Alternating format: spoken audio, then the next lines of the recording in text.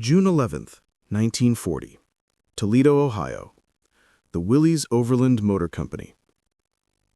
The telegram arrived at 3:47 in the afternoon, delivered by a Western Union messenger who did not understand that he was carrying a document that would change the course of human history. The message was terse, bureaucratic, unremarkable in its language. U.S. Army requests proposal for light reconnaissance vehicle. Specifications attached. Submission deadline, July 22, 1940. Weight limit, 1,300 pounds. Delivery of prototype, 49 days from contract award. 49 days to design, engineer, and build a vehicle that did not yet exist. The specifications were absurd. The Army wanted a vehicle that could carry 4 men and a machine gun, traverse rough terrain, ford streams, climb grades of 60%, and weigh less than 1,300 pounds. It needed to be simple enough that a mechanic with minimal training could repair it in the field. It needed to be cheap enough to produce in quantities of tens of thousands. It needed to be reliable enough to operate in deserts, jungles, Arctic conditions, and European mud without breaking down.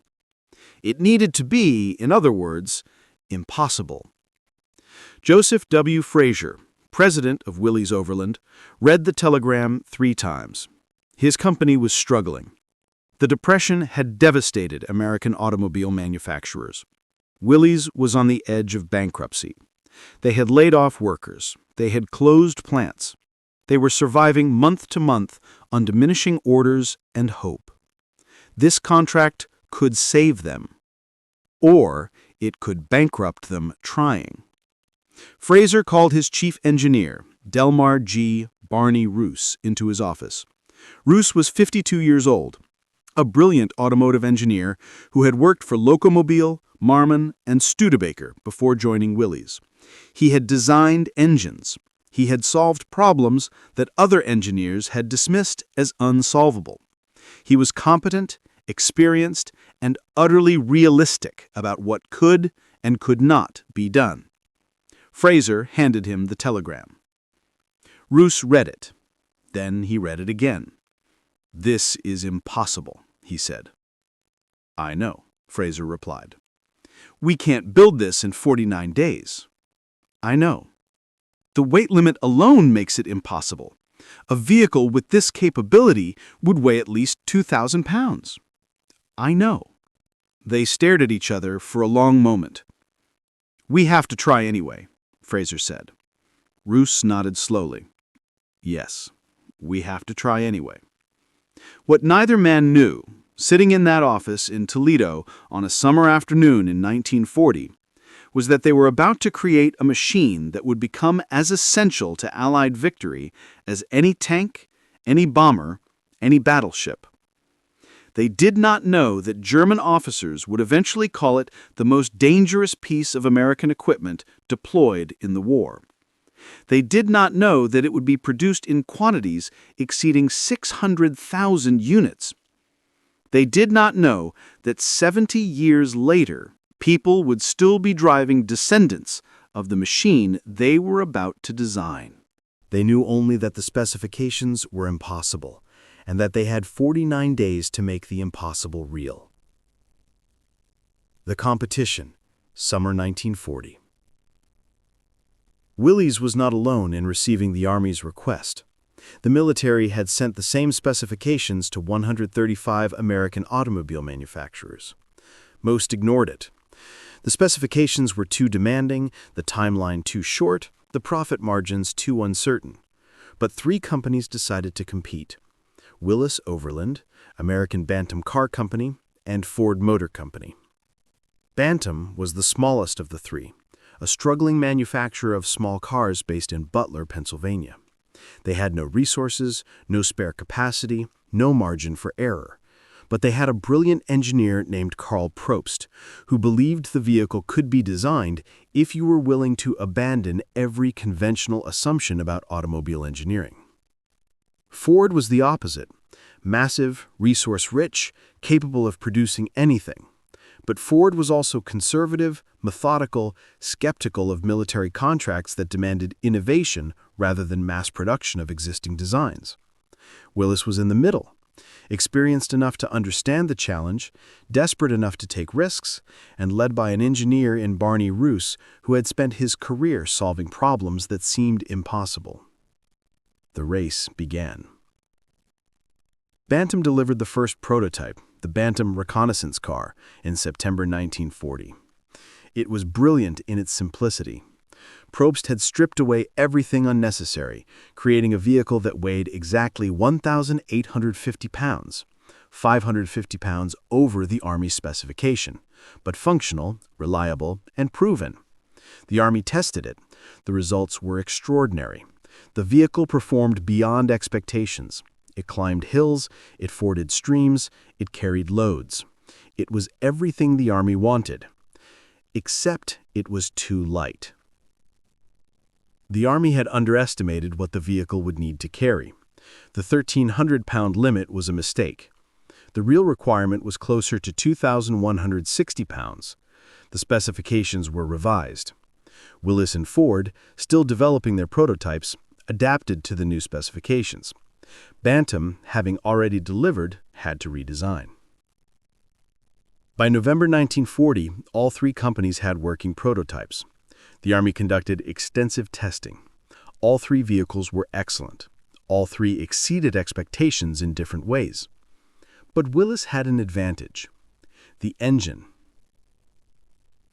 The engine that changed everything, the Willys Go Devil. Barney Roos had spent months developing a new four-cylinder engine specifically for the reconnaissance vehicle. It was called the Go Devil, a name that suggested both its purpose and its character. It was a 2.2-liter L-head engine producing 60 horsepower, not powerful by conventional automotive standards.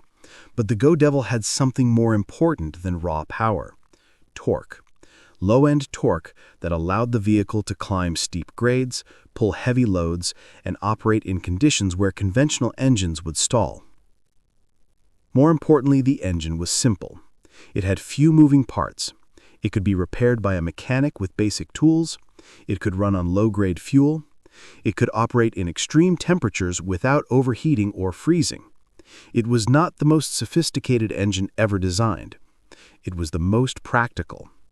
And in war, practicality matters more than sophistication. The Army evaluated all three prototypes. In July 1941, they made their decision. Willys would be the primary contractor. Ford would be the secondary contractor, building Willys-designed vehicles under license to meet production demands. Bantam, despite creating the first working prototype, was excluded. They lacked the production capacity. They could not scale. It was a harsh decision, but a necessary one. The war was coming. Everyone knew it. And when it came, the Army would need tens of thousands of these vehicles, not hundreds. Willys began production in November 1941, 1 month before Pearl Harbor. The name: how Jeep was born. The vehicle was officially designated the Truck 1/4-ton 4x4 Command Reconnaissance, but no soldier called it that. They called it the Jeep. The origin of the name is disputed. Some claim it came from the abbreviation GP, General Purpose. Others say it came from a character in the Popeye comic strip, Eugene the Jeep, a magical creature that could go anywhere and do anything. What matters is that the name stuck. By 1942, everyone, American soldiers, British soldiers, reporters, civilians, called it the Jeep. The name transcended the vehicle. It became synonymous with American mobility, American ingenuity, American practicality. And when German soldiers first encountered it, they called it something else. They called it das amerikanische Auto, the American car. They said it with contempt. The German assessment, 1941 to 1942. Arrogance and dismissal. When German military intelligence first received reports of the American reconnaissance vehicle, their response was dismissive, bordering on mockery. A captured vehicle was transported to the Kummersdorf Proving Ground near Berlin for evaluation. German engineers examined it with the kind of professional condescension that comes from decades of automotive excellence. Germany was the birthplace of the automobile. German engineering was legendary. Mercedes-Benz, BMW, Auto Union. These were not just manufacturers, they were monuments to Teutonic precision and superiority. The Jeep, by comparison, looked like a joke. Oberengineer Heinrich Müller, chief automotive engineer at Kummersdorf, prepared a technical assessment in March 1942. The document, discovered in captured German archives after the war, is remarkable for its tone of absolute certainty. The American reconnaissance vehicle represents a fundamentally flawed approach to military automotive design. The vehicle is constructed using the cheapest possible materials. The body is simple stamped steel with no aerodynamic consideration. The suspension is crude and unsophisticated. The engine, while functional, produces inadequate horsepower for a vehicle of this weight class. The vehicle has no armor, no protection, no refinement. It is a utilitarian device built by a nation that does not understand the requirements of modern mechanized warfare. Assessment. The vehicle is tactically insignificant. It will prove inadequate in combat conditions. No countermeasures required. German officers read this assessment and accepted it without question. Why would they not? Germany had the best tanks in the world, the best trucks, the best motorcycles. German military vehicles were engineered with precision, built to exacting standards, designed to dominate. The American Jeep, by contrast, looked like something a civilian company had hastily assembled from spare parts. It looked like a toy. They did not understand, not yet, that they were witnessing a different philosophy of engineering, not precision for precision's sake, but precision in service of function, not complexity as a virtue, but simplicity as a strategy. They would learn. North Africa, November 1942. The first shock. When American forces landed in North Africa as part of Operation Torch, they brought with them approximately 15,000 jeeps. German commanders, observing American movements through reconnaissance and intelligence reports, noted the vehicles but did not consider them significant. The Afrika Korps, veterans of years of desert warfare, possessed superior tanks, superior tactics, and superior experience. American forces were green, untested, led by officers who had never seen combat. The Germans expected to crush them. What they did not expect was the mobility. American units moved across the North African desert with a speed and flexibility the German commanders found incomprehensible. Supply lines that should have taken days to establish were operational in hours. Reconnaissance patrols penetrated deep behind German lines and returned with detailed intelligence. Artillery units displaced and repositioned faster than German counterfire could target them. The Jeep was everywhere. It carried supplies. It carried ammunition. It carried wounded soldiers from the front lines to field hospitals. It mounted machine guns and became an improvised fighting vehicle. It towed anti-tank guns. It served as a command vehicle for officers coordinating attacks. It carried radio equipment. It carried engineers. It carried medics. It did everything. Oberst Friedrich von Zenger und Etterlin, commanding a Panzergrenadier regiment in Tunisia, wrote in his war diary, "The Americans possess a small vehicle that we initially dismissed as insignificant. We were mistaken. This vehicle has given them a mobility advantage we did not anticipate. They can reposition forces faster than we can respond. They can supply units across terrain we considered impassable. The vehicle itself is not formidable. It has no armor, limited armament. But its effect on American tactical flexibility is profound. We must revise our assessment." But by the time German commanders realized the Jeep was significant, it was too late to develop effective countermeasures. The Jeep had already changed the nature of desert warfare. The Production Miracle, 1941 to 1945. The numbers that tell the story. To understand the Jeep's impact, you must understand the scale of its production. Between 1941 and 1945, American factories produced 647,925 Jeeps. Willys manufactured approximately 363,000. Ford manufactured approximately 280,000. The remaining vehicles came from smaller contractors and specialized variants. This production occurred while American industry was simultaneously producing tanks, aircraft, ships, artillery, rifles, ammunition, uniforms, boots, medical supplies, and every other item required to fight a global war. The Jeep was not the priority. It was not the most important weapon.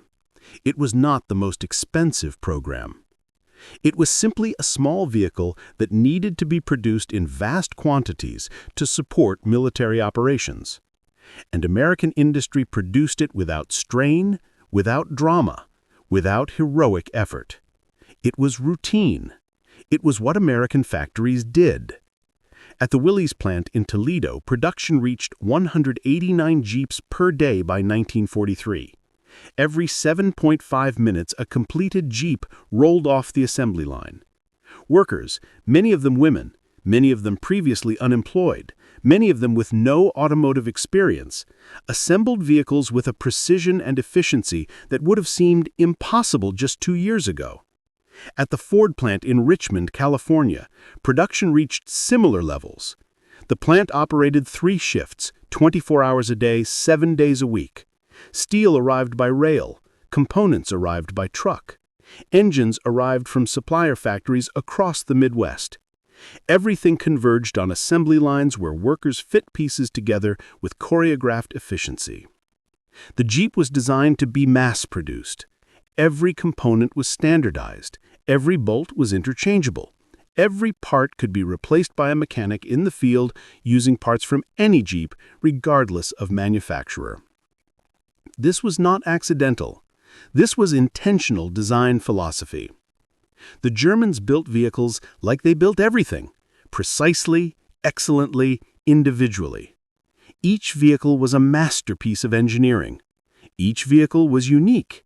Each vehicle required specialized parts, specialized training, specialized maintenance.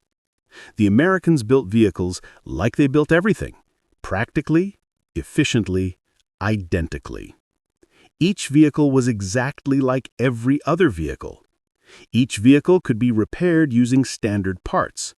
Each vehicle could be operated by anyone with minimal training.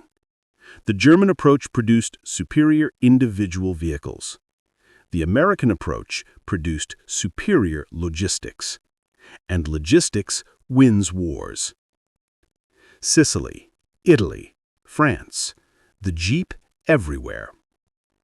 As Allied forces advanced through Sicily in July 1943, then into Italy in September, then into France after D-Day in June 1944, the Jeep became the most visible symbol of American military presence. It was ubiquitous. German soldiers, retreating through Italy, saw Jeeps racing past them, carrying American infantry.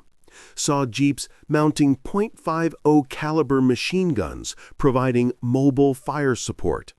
Saw Jeeps towing anti-tank guns into position. Saw Jeeps evacuating wounded. Saw Jeeps carrying ammunition to forward positions. The psychological impact was profound. When you see your enemy's vehicles everywhere, when you cannot move without encountering them, when they appear in places you thought were secure, when they seem to multiply faster than you can destroy them, you begin to understand that you are not fighting an army, but an industrial system.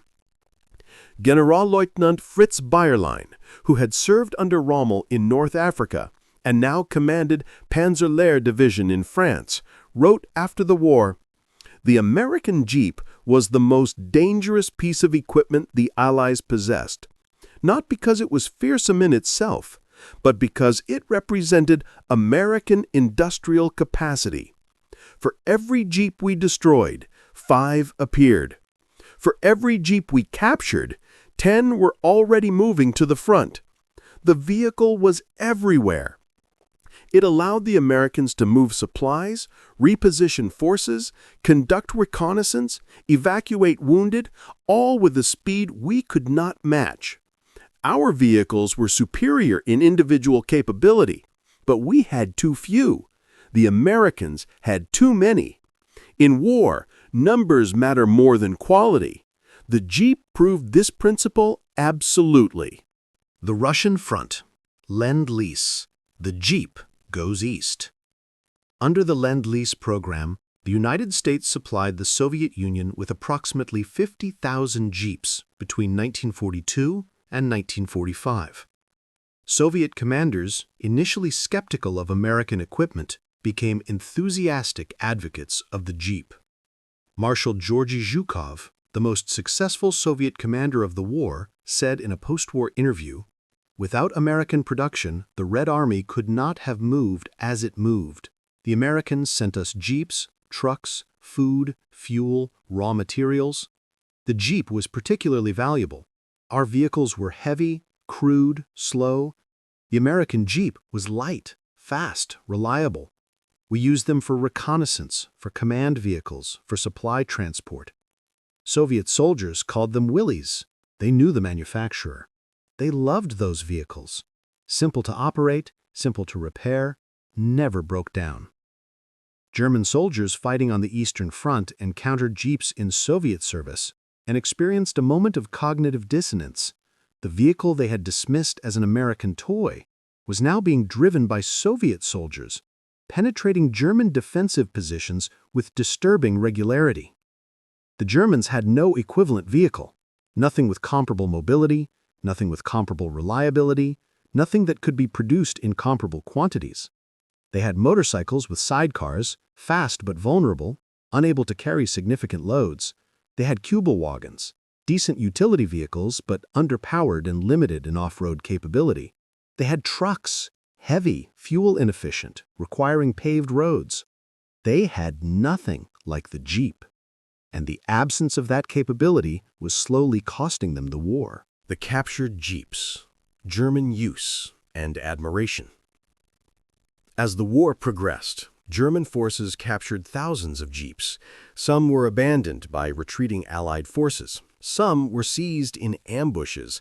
Some were left behind when American or British units were overrun.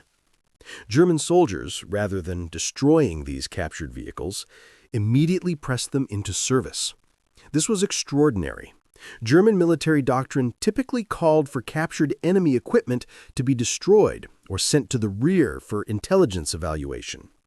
Captured vehicles were considered unreliable, incompatible with German logistics, potentially sabotaged. But with the Jeep, German soldiers made an exception. They repainted them. They mounted German weapons on them. They used them for reconnaissance, supply transport, officer transport.